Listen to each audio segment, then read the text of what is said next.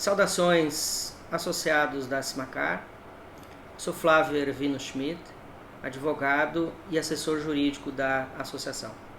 Na sequência dos vídeos com orientação aos associados e à comunidade de Marechal Rondon, nós vamos falar hoje sobre a medida provisória e os impactos que ela trouxe em relação à instituição das férias, tanto férias individuais como férias coletivas.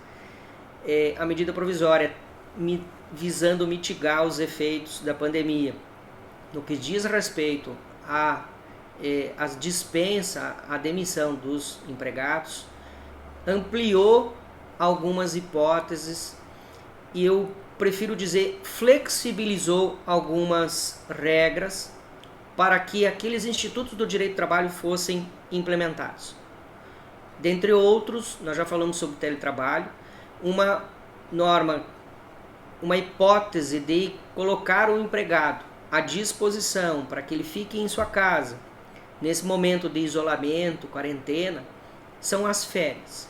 Talvez a primeira que o empresário deva pensar neste momento é utilizar o mecanismo das férias.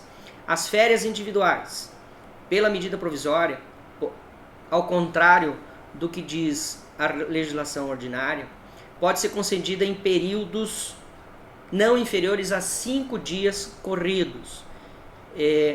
Também outra regra que foi reduzida a sua rigidez foi que é possível implementar as férias mesmo que não haja período completo do período aquisitivo, que ainda esteja no período concessivo, mas que o período aquisitivo não seja completo. Isso é uma inovação, é possível em qualquer momento implementar as férias, mesmo que não tenha sido complementado o período aquisitivo. Outra disposição é que as férias são ato do empregador. O empregador tem a prerrogativa de escolher o momento e deriva do princípio da hierarquia.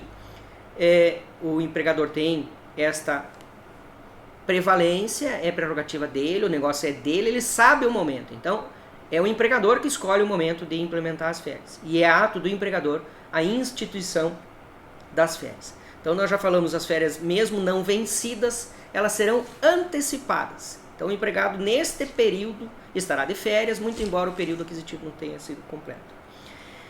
É bom lembrar que, por se tratar de uma medida provisória, tem que ser implementada essa medida com bastante cautela, e lembrando que, por ser medida provisória, ela só pode ser implementada durante este período e com o motivo do coronavírus. Não pode implementar as férias se o motivo não for o coronavírus. Então, aquelas atividades que não estão paralisadas, aquelas atividades que não têm necessidade de interrupção ou que não têm necessidade de redução do pessoal, não podem implementar as medidas da medida provisória 929, muita cautela nesse sentido.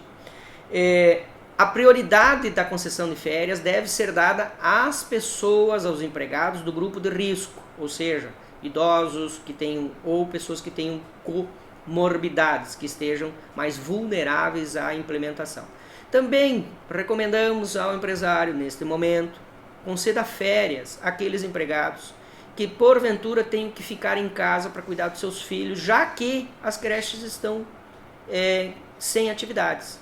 Então, senhor empresário, priorize o grupo que será afastado pelas medidas dispostas na legislação, àqueles que tenham impossibilidade de abandonar, os idosos que devem permanecer em casa, as crianças que estão nas creches.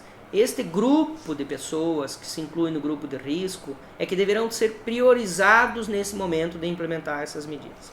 Ainda falando sobre as férias individuais, o pagamento das férias, assim como também nas férias coletivas, o pagamento das férias deve ser feito até o 5º dia útil a partir da disponibilização, do momento em que forem implementadas as férias. Então, o pagamento das férias é até o 5º dia útil da implementação das férias, tanto nas férias individuais como nas férias coletivas. Com relação ao terço constitucional das férias, é possível pagar, então o empregador tem a possibilidade de pagar o terço constitucional das férias até a data de pagamento do 13º, seja lá quando que a empresa pagar o 13º, logicamente até 20 de dezembro, mas até lá pode ser feito o pagamento do terço constitucional de férias. As férias deverão ser pagas até o 5º dia útil, mas o terço constitucional pode ser pago até o dia 20 de dezembro ou quando for pago o 13º salário. Os trabalhadores de saúde não estão incluídos nesta medida provisória, né? E além de não estar incluídos, eles podem ter as férias suspensas. Então, eventualmente, uma atividade que exerça na área de saúde tem os seus trabalhadores em férias e necessita para que eles retornem às férias, então pode ser interrompidas dos trabalhadores de saúde para que eles retornem ao seu trabalho.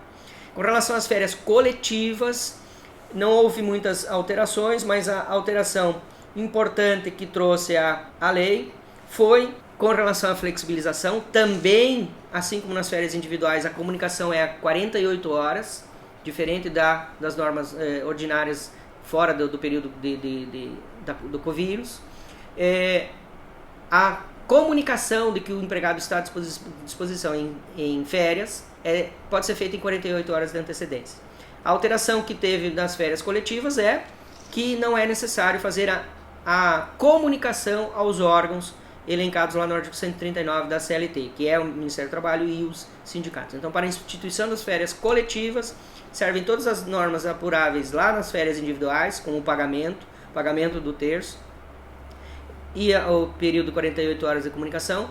A única diferença é que não é possível, não é necessário informar os órgãos governamentais nem os sindicatos da categoria quando instituir as férias coletivas.